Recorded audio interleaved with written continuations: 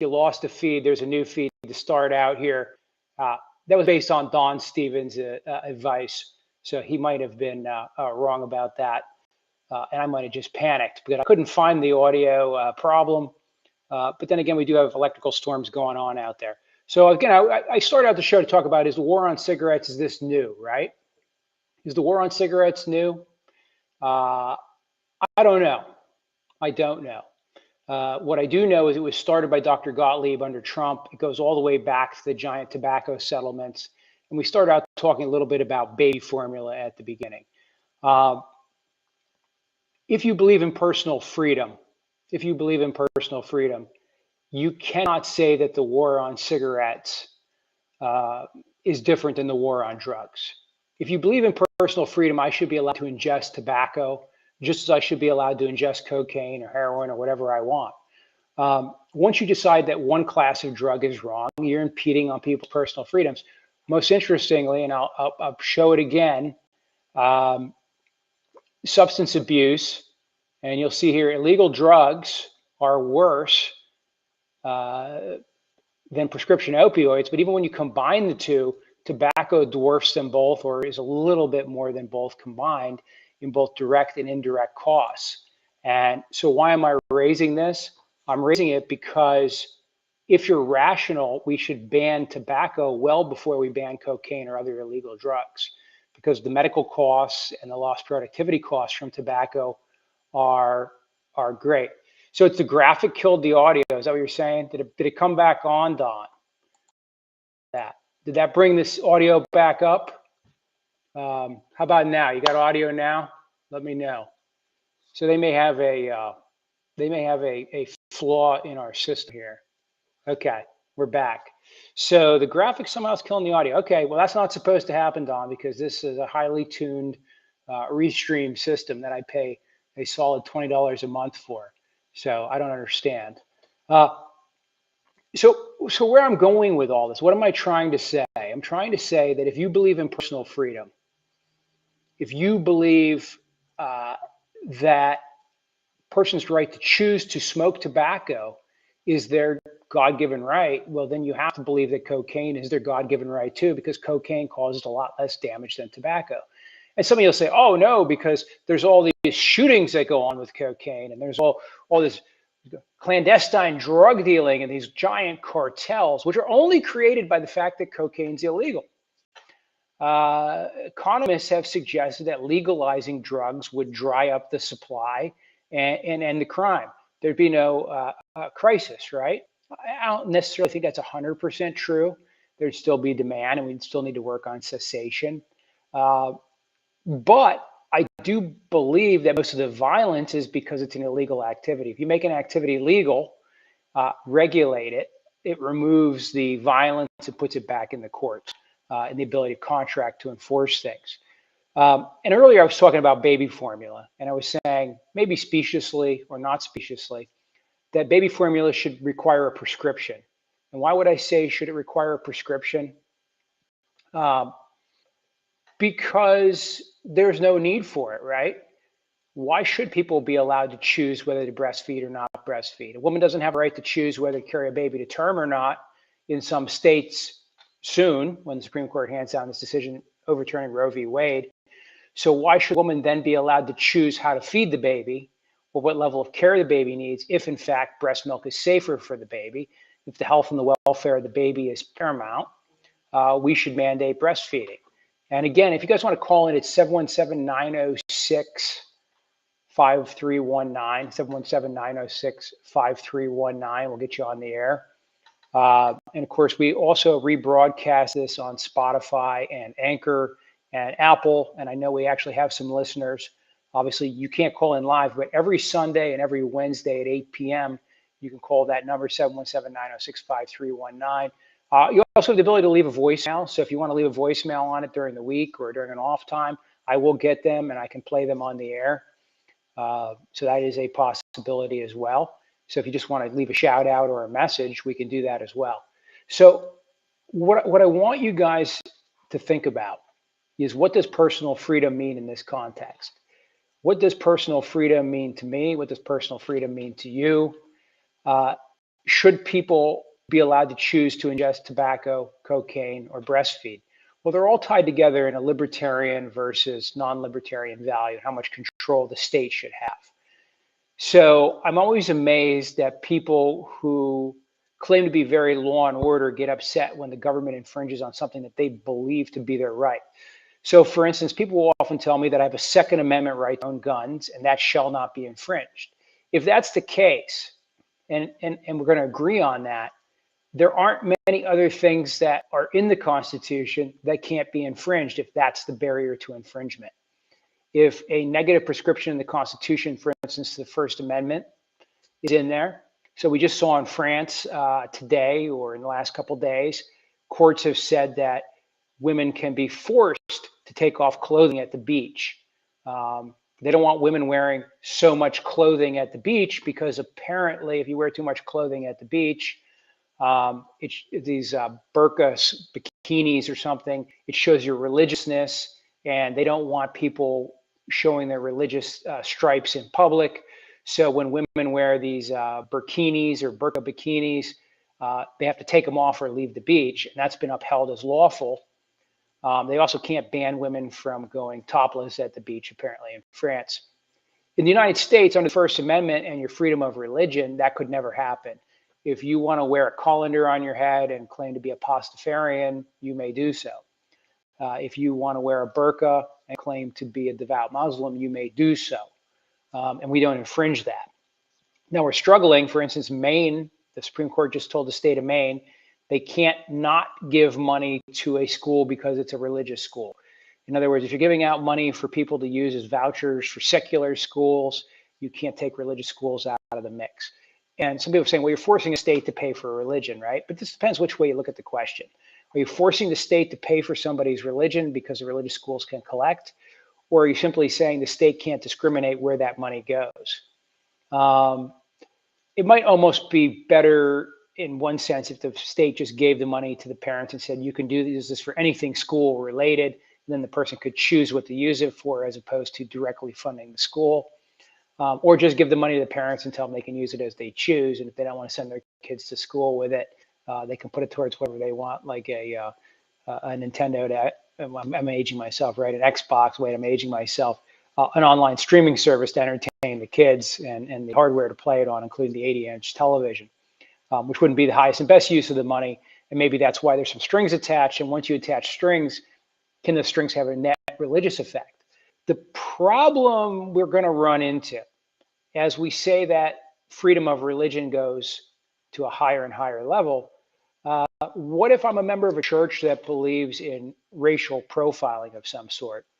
You know, my church has decided that God created different skin tones for a purpose, and that the darker the skin, the holier the person, and therefore we're not going to admit light-skinned people into my church because they're not truly holy. And when you say, oh, you can't just, by the way, my church now has a daycare and a restaurant and a whole bunch of stuff in the giant religious park that we've built. And you're going to say, hey, wait, you're discriminating based on skin color. And I'm going to say, yeah, but that's fundamental to my religion. And then some people are going to say, well, the Constitution says that religious rights trump equal rights of the 14th Amendment because one came before the other. I don't know. I just see where this is headed. It's headed to people being able to stake out good faith or even bad faith religious beliefs that are hard to pin down which one is which. And of course, some people would say, just use your common sense, Karl. There are good faith religious beliefs and there are bad faith religious beliefs.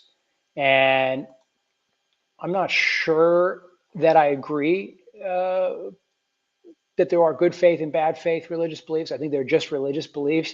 And who am I to classify whether your religious belief is in good faith or bad faith?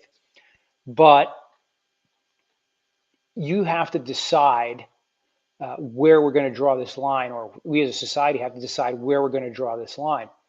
So again, coming back to personal freedom, my right to practice my religion. So I had a friend who just had a baby, and we were discussing whether he committed, and I'm going to say committed the act of circumcision on his child.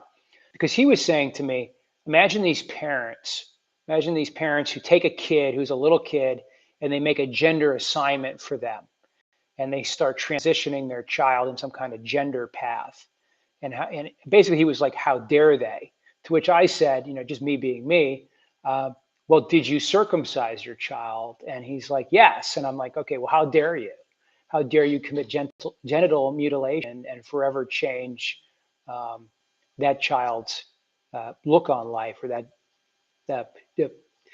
you guys know where I'm going with this. And the question is, well, most people do it. Well, and then you study it and you start looking at it and you go, circumcision in America is on the decline. People my age had circumcision the most. Why is Karl talking about circumcision? Well, it goes into personal freedom. Like, can I choose to gender assign my kid who's in that 0.5% of all gender births where they're intergender? Remember that, guys, 0.5%, which is, like 1.5 million people who are running around in the United States right now are truly intergender. So they're often given a medical choice at birth. The parents are said, well, we can snip this or snoot that, and then you can have a boy or you can have a girl. And which way do you want to go with this?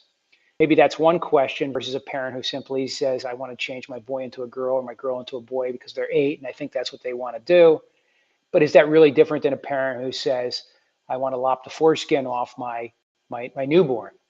And some are going to be like, well, of course, that's perfectly natural. I don't know if it's perfectly natural. I think it comes out of a religious dogma. Diana says freedom to choose. And Diana, I agree, freedom to choose. And so why are we locking up cocaine dealers, Diana? Why are we locking them up? Should I not be allowed to just snort like a Scarface pile of cocaine if I want? Shouldn't I be allowed to do that? I can smoke cigars all day if I want. I've been known to exercise that right from time to time. On the other hand, when I was locked in prison, I didn't want to be breathing other people's smoke all day, every day, as smoked like chimneys, because even though the Pennsylvania Department of Corrections says they don't allow smoking, there's more smoking going on in there than there is in a Marlboro commercial. I don't know if there's ever any smoking in a Marlboro commercial these days. Maybe that's a trick question. So, freedom to choose, Diana, I don't know. Where does that line get drawn? So on cigarettes, as I've shown in a graphic that I'm not going to put back up because Don says it keeps kicking the sound off, we are spending more money on cigarettes for direct and indirect costs from tobacco use than we are for illegal drugs.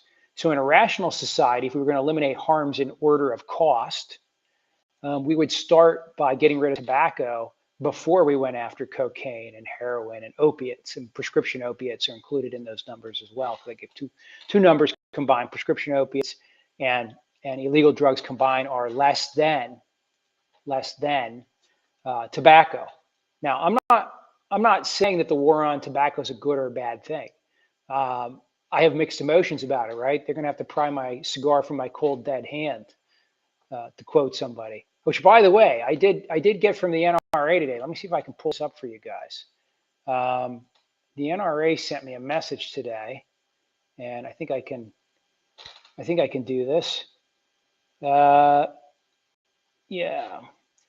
They want me to call Senator Toomey and urge opposition to anti-2A package today.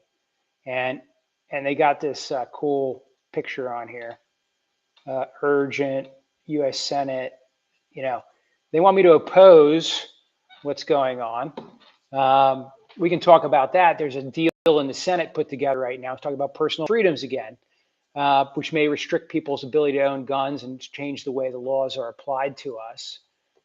And so laws come into play, take away some of our freedoms. Diana, every law is a lack of freedom, right? Because no laws mean I can do whatever I want, whenever I want, to whoever I want. And so Locke and Hobbes, right? Hobbes talked about man in his natural state. And so, some guy sitting under the tree and he gathers nuts to eat and he has a pile of nuts and he's sitting against the tree. And then another guy walks over with a club, hits him over the head and takes his nuts. And then he eats his nuts. And then the guy who's biggest and strongest and carries and swings the biggest club and can stay awake the longest, he survives, and everybody else just sort of stuck not being able to eat, right? Because once that guy's under the tree, he's not going to let you under there, or he gets to pick who can come under there.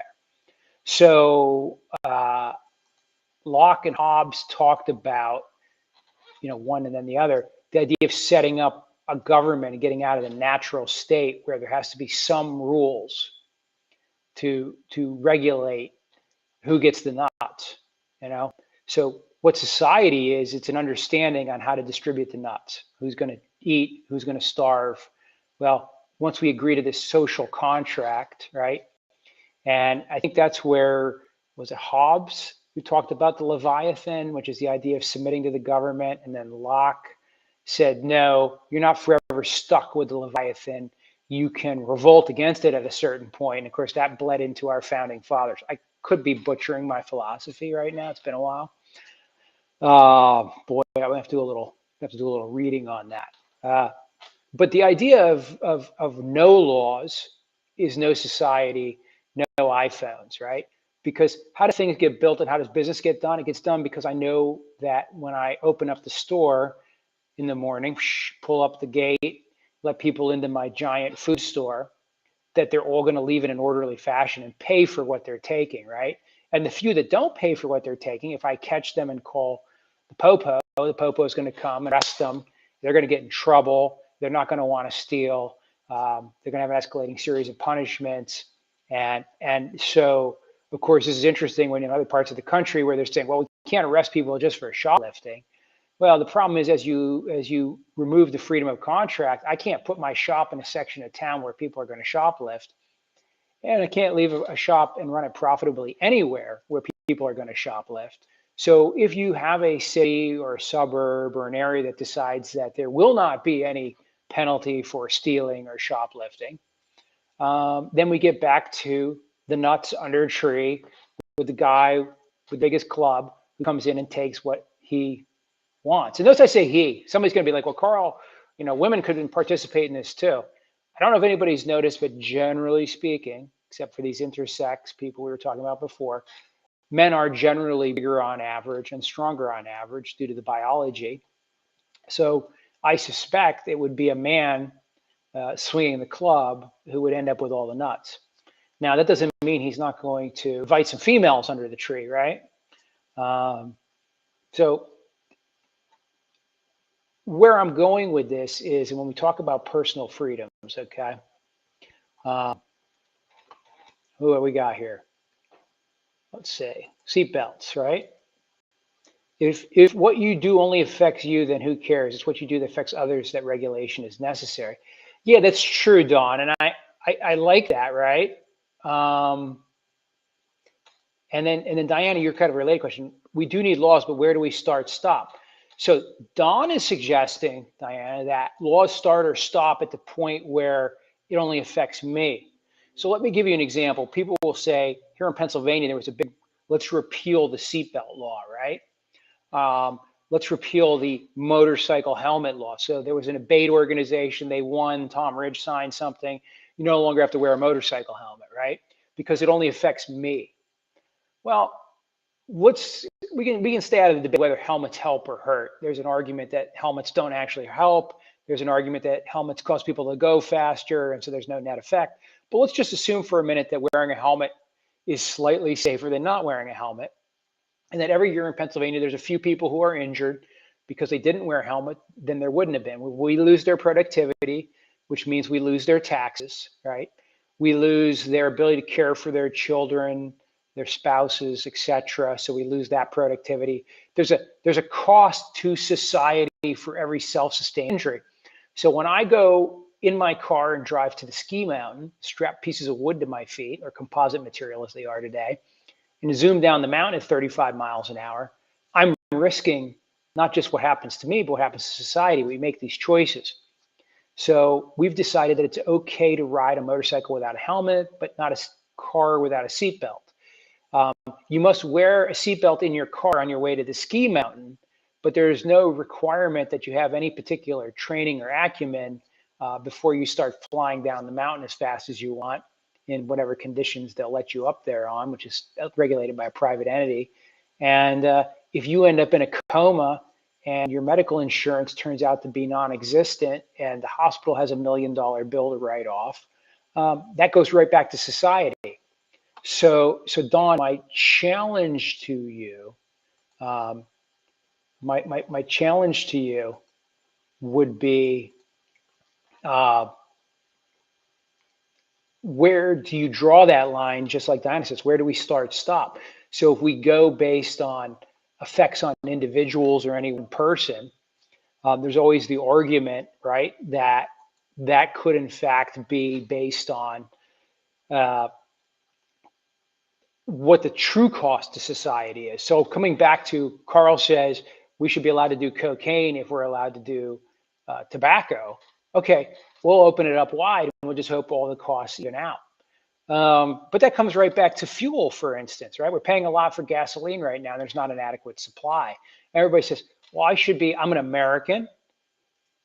I can drive where I want, when I want, with whatever vehicle I want. If I want to buy a Hummer, I want to buy a F-450, and I want to pull a horse trailer, and I want to go to a horse show, and I want to do all these things. It's my right to spend my money the way I want. Okay, great. But there's a cost to society. If fossil fuels are a problem, I guess there's a cost called global warming. If any of that's true, that's for another day, another show. I'm not a big believer that anthropomorphic or anthrocentric, whatever you want to call it, global warming is the major problem that everybody thinks it is. But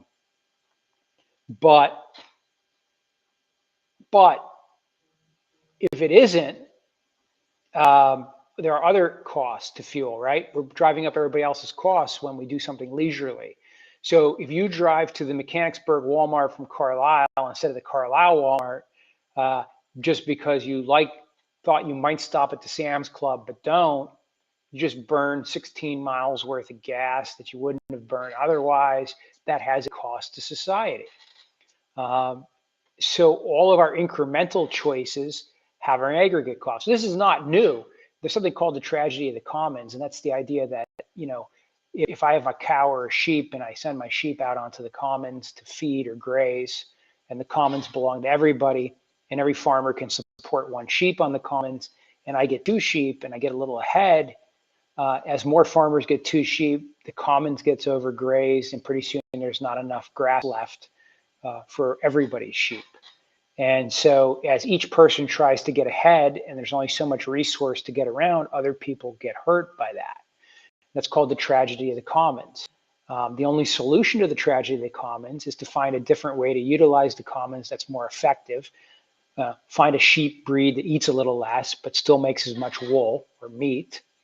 Find a way to fertilize the commons so it produces more grass. Come up with different grazing strategies so that you don't destroy the field, keep things moving around, different things you can do.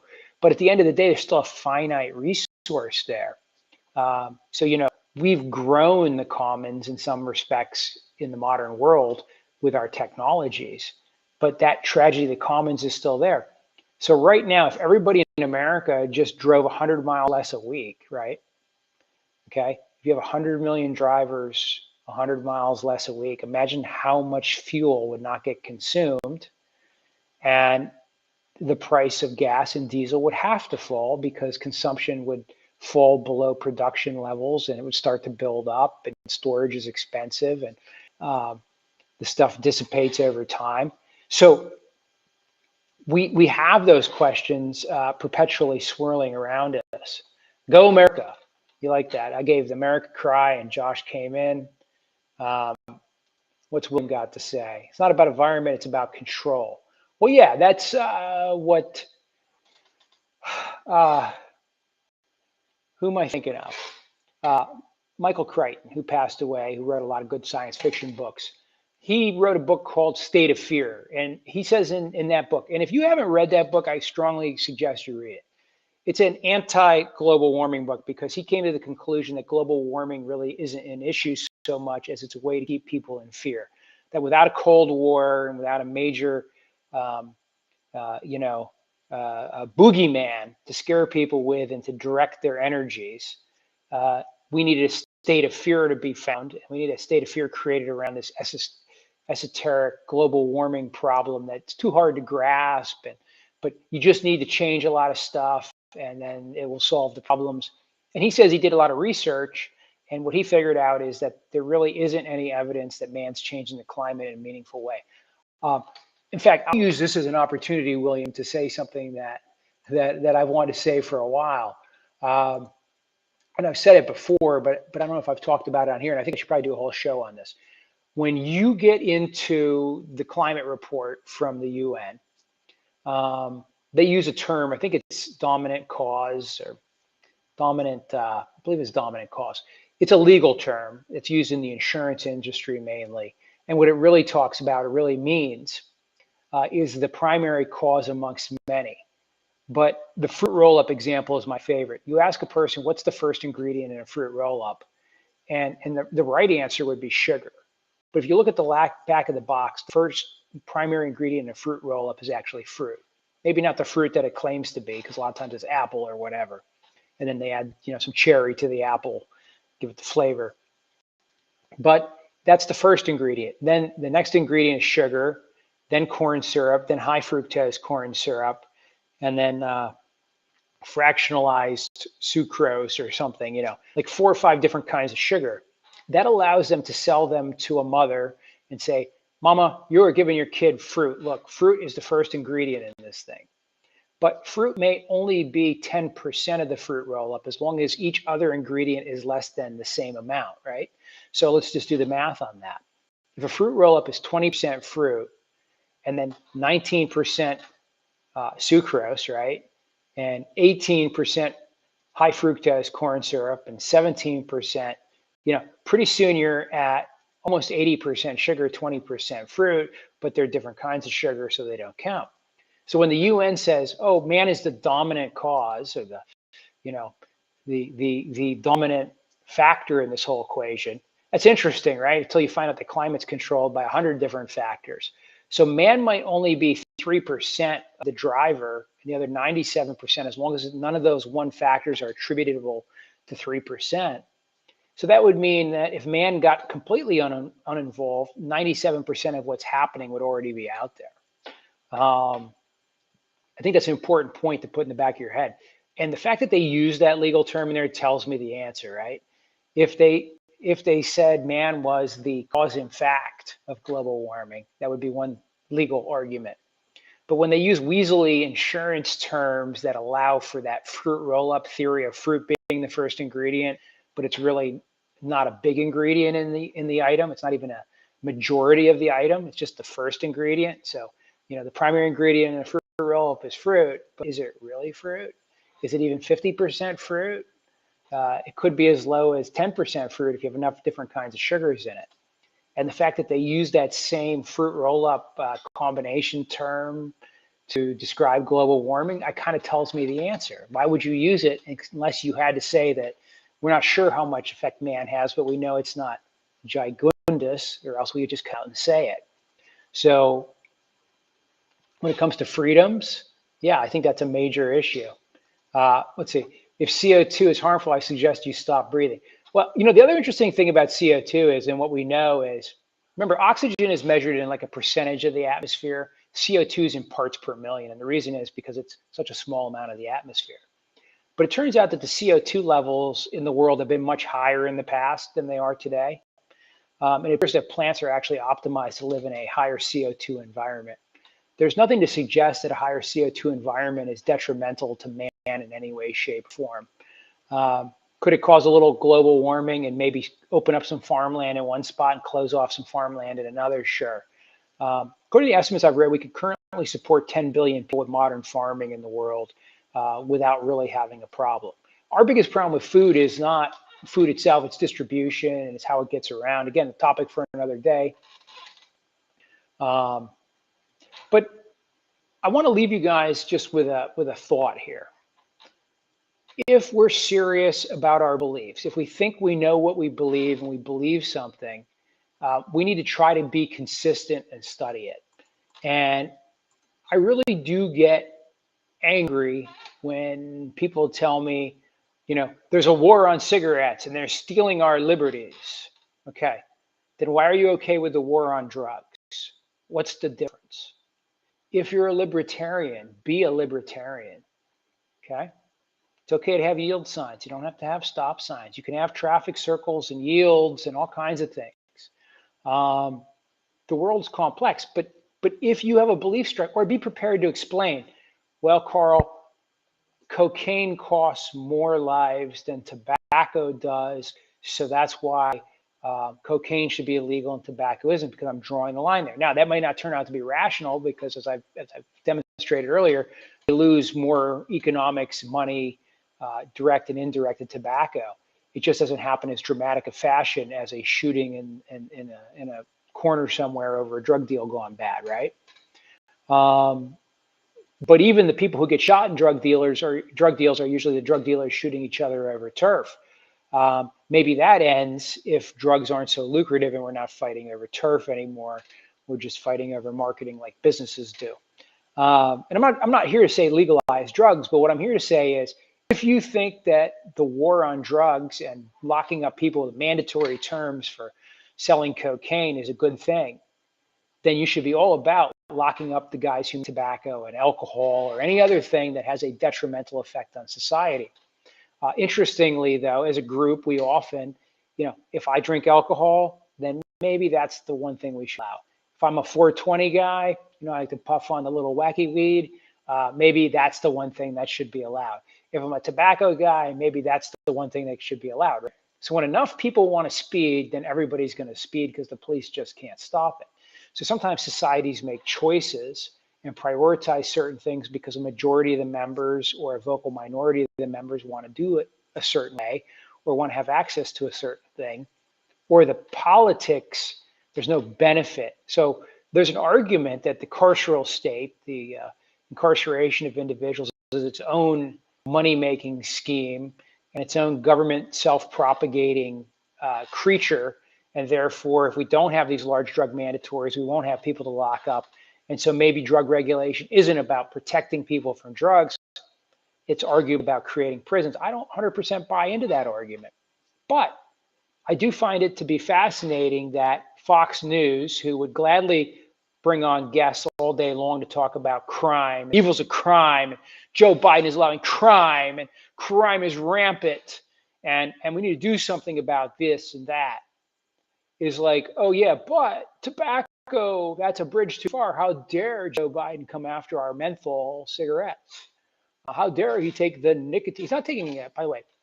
He's not making smoking illegal. He's just saying, if you want to smoke, we'll take the nicotine out. And if you still enjoy it, smoke away. But if it turns out that that little drug in there is what you're addicted to, go find a tobacco flavored vape and get your drug in a safer alternative way. We have helmet laws for kids on bicycles. We have seatbelt laws for those of us who ride in cars.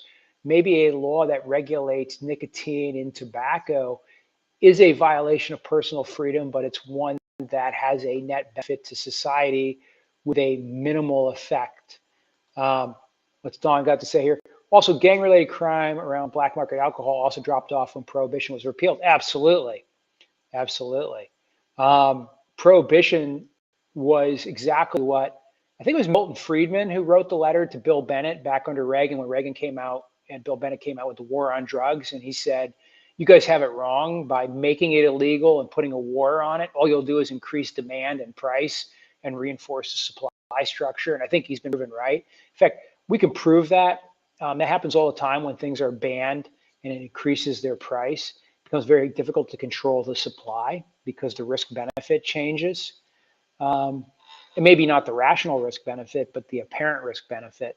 If you read Freakonomics, you'll learn that a lot of people who work in the illegal drug industry would be better off working at McDonald's or the Home Depot. But it's the lure of the possibility of becoming the baller that draw them in. So there's a whole side besides the straight economics. But anyhow, where I'm going with all this is, all I want you to think about is, if you think one thing should be regulated, why are you thinking something else shouldn't be regulated? And why are you giving so much power to government?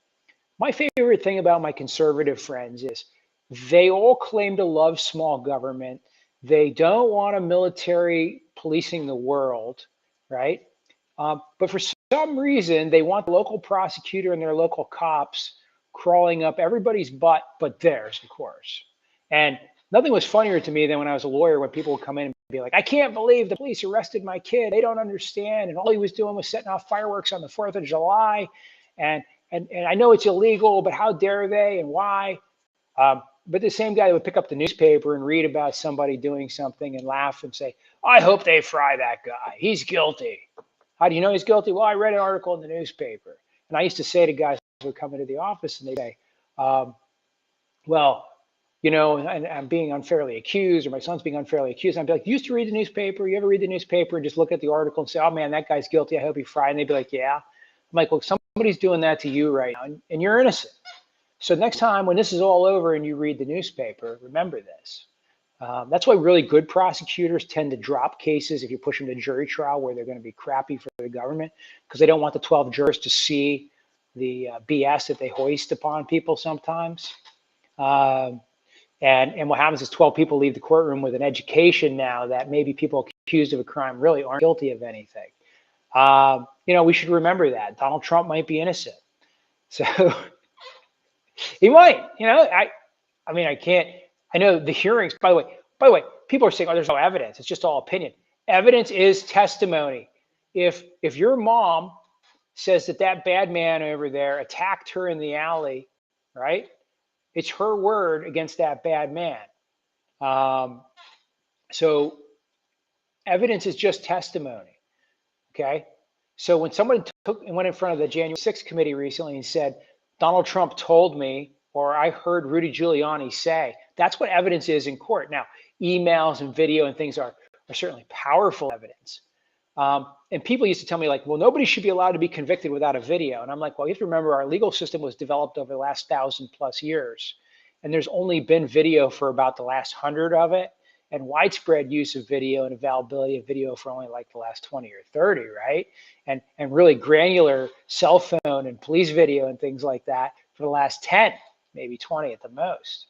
DNA really came into fame in the OJ trial, right? And that's all in our lifetimes. So our entire legal system is built on the idea that evidence is testimony and documents. Video and photographs are relatively new additions to the pile, but they need not exist for people to be convicted, and jurors have convicted people wrongly for years. Let's see, now trans athletes and how have their genitals physically examined prove they are the sex they say they are.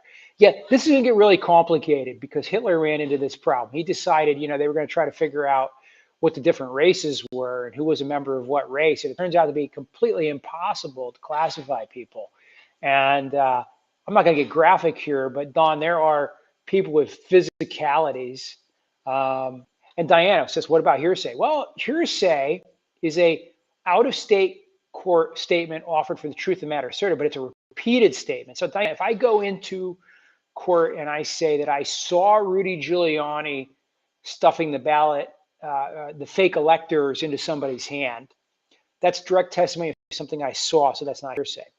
If I say that Rudy Giuliani told me that he knew the electors were fake on the fake electors ballot, that is a hearsay statement, but it falls under one of the exceptions because it would be a statement against interest, against penal interest, because it would tend to prove that he knew those were not real electors or false electors.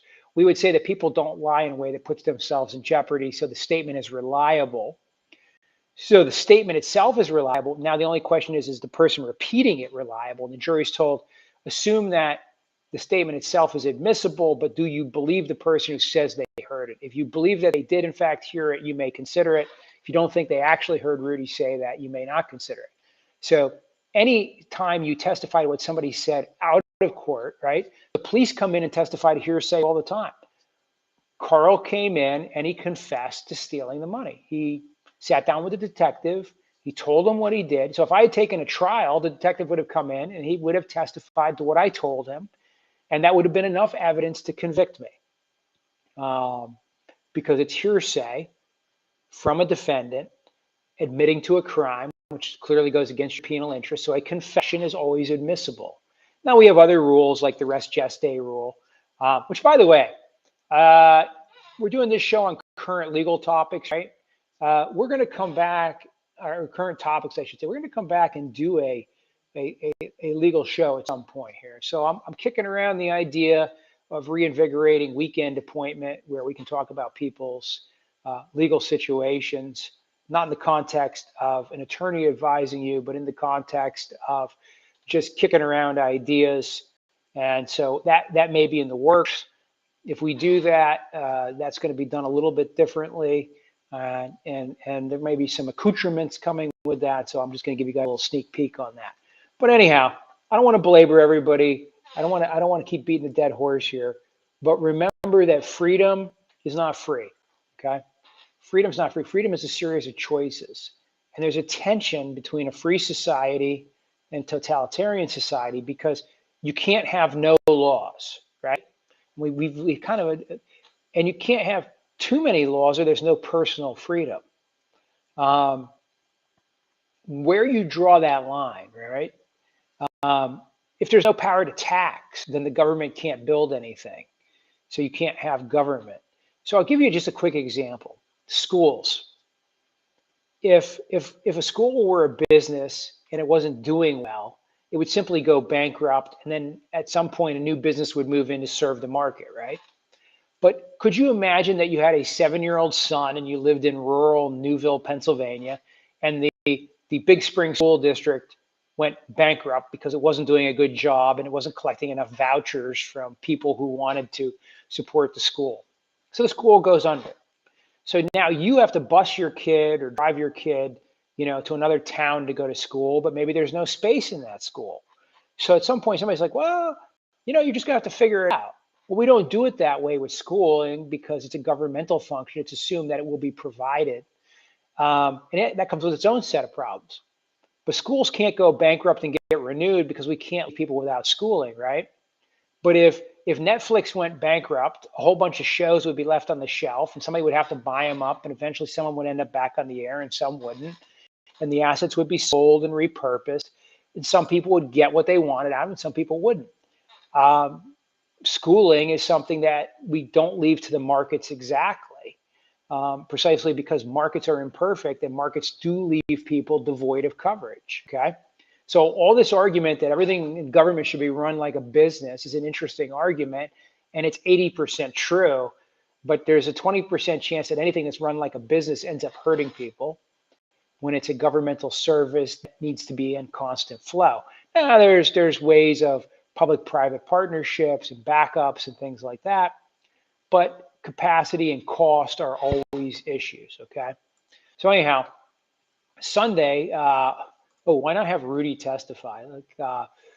Rudy Giuliani is going to be indicted shortly, I assure you. In fact, my guess of who's going to be indicted shortly are Rudy and a couple of the other lawyers, probably Scott Perry, if I had to guess, a couple other people. I wouldn't be surprised if Ron Johnson hasn't gotten himself into some kind of trouble, but he's a United States senator, not merely a rep, so who knows what the politics of that are. Indicting politicians is all that. It's not an absolute protection from indictment or conviction. But anyhow, I'm not going to speculate whether Rudy should or shouldn't testify, but if I was still practicing law, I'd be happy to represent him and I'd tell him never to testify, right? Because he said too much as it is already. By the way, creating a fake government document, right, is a crime. So creating a slate of electors who aren't actually the electors, who are not adopted and set up by the people in charge, would be a falsified document, whether you think it's a great idea or not. So if you're watching the January 6th committee, as I am, there's a lot of direct evidence of wrongdoing and crimes that are being presented. And I've noticed a shift in the Trump voters who seem to be moving from Trump did nothing wrong to, well, let's move on. Let's get DeSantis and let's just forget about Trump. He's not really the guy we thought he was. And just, you guys can tell me you agree or disagree with that subtle shift, but that's what I've seen. All right, well, I'm going on 45 minutes. Now, we had a little problem there in the beginning with the sound. I'm not sure what the hell that was, but we'll figure it out. And I will see you Sunday night when I have to be a little